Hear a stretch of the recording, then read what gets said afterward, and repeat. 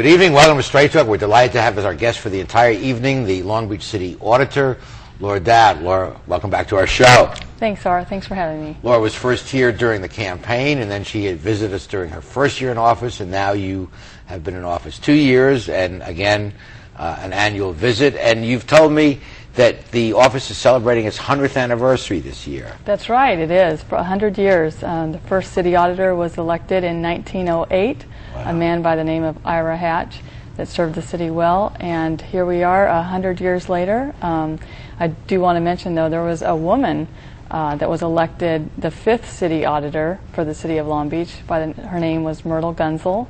She was first elected in 1919. Amazing for a woman to be elected at that time, and she served for 32 years. She was elected 11 times, and she retired in 1951. So a real trailblazer. Oh, she really was for a woman. She was a true trailblazer. Just served the city with such commitment and dedication.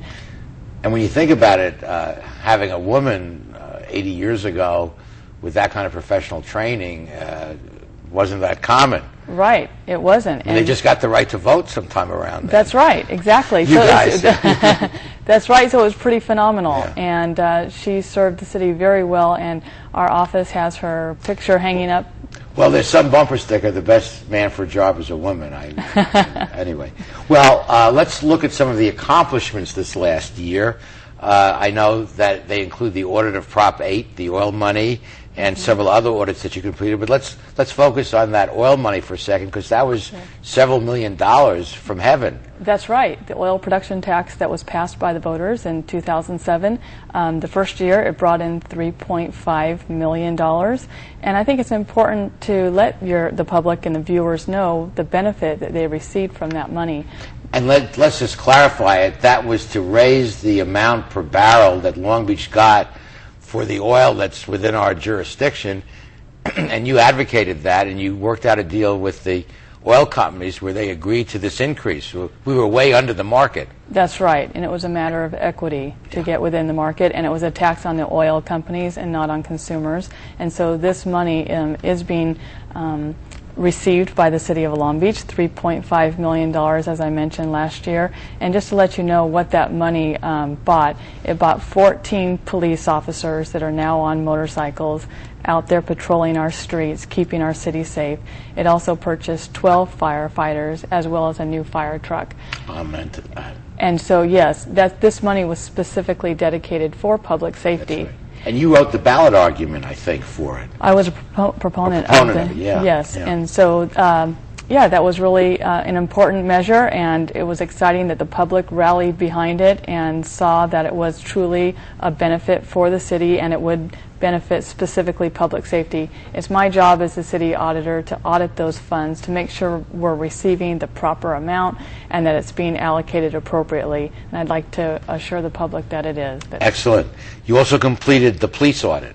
That's right, we did. And we have a wonderful police department within the city of Long Beach, but as you know, every department, there's room for improvement, especially in these tough budget times. The police department is about 45% of the general fund. We did audit them to look for areas of improvement and efficiencies.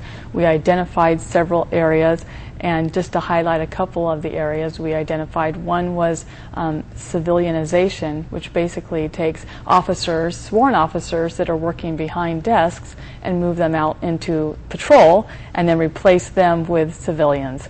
And we identified 23 positions that could be civilianized, and the police department has implemented 7 of those positions. So we have, as a result of our audit, there are 7 more sworn police officers on the streets patrolling Long Beach and keeping it safe. And you follow up on your audits, implementing to see that they're implemented. Yes, exactly. I think it's one of my goals as the city auditor that when we do an audit, that it not just sit on a shelf and collect dust, but that it's truly implemented. There is a lot of time and effort and focus and work that goes into finding areas for improvement, and it's our job to make sure that these things are implemented and not just fall flat. So we've worked really hard to keep this police audit alive, and I think the city overall, the budget process just completed, and the city's budget really benefited as a result of our police audit. It was able to contain the police overtime by $4 million,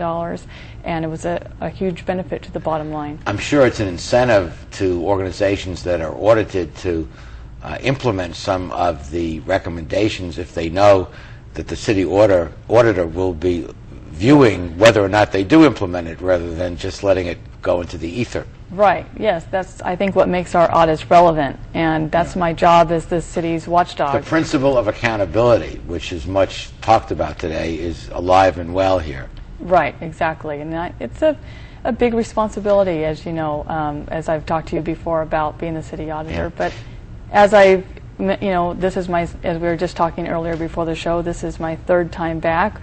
Once during the campaign, once at my first year, and then now it's at the end of my second year. And I just want to, take this opportunity to say how much I am enjoying this job. How it's just, I feel like it's been tailor-made for me. I love it. It's my passion. It agrees with my background and my skills and my education and my love for the city.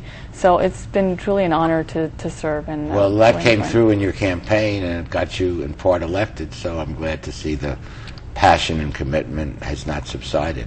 Thank you. And again, it's a big responsibility. We take it seriously. There is a lot of funds that we have to look after and watch, and there are a lot of departments that we oversee.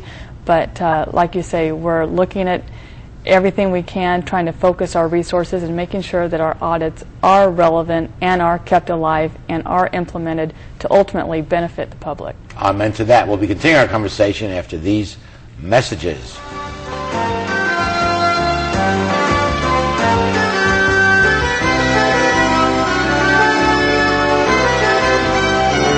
Continuing our conversation with Long Beach City Auditor Laura Doud. You mentioned overtime in the last segment.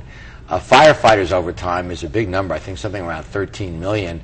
And there was a suggestion made that one of the ways to reduce that huge number was to eliminate the full staffing requirement in the union contract where a firefighter is sick or ill or can't show up for whatever reason, that he or she has to be replaced, and normally that replacement is on overtime. And the writer of the letter suggested that in some areas of the city where the demand is rather less for services, maybe that could be waived as a way of reducing that huge $13 million firefighter overtime bill. Mm-hmm. That's a good observation. I appreciate the information. And I think that's one of the messages I'd like to get out to the public too, is if they have information and areas for improvement that they can see throughout the city, that this is what I'm here for, to communicate with us. We have a website. I think later on in the show we can talk about the website name, or I can just give it now, www.cityauditorlauradoud.com. We put that up at the end of each segment, so you can write it down at the end of this segment. And so you encourage citizens to come up with suggestions. Absolutely, right. When you have ideas on ways. So you view your office as more than just auditing the numbers. You want to make this a more efficient city.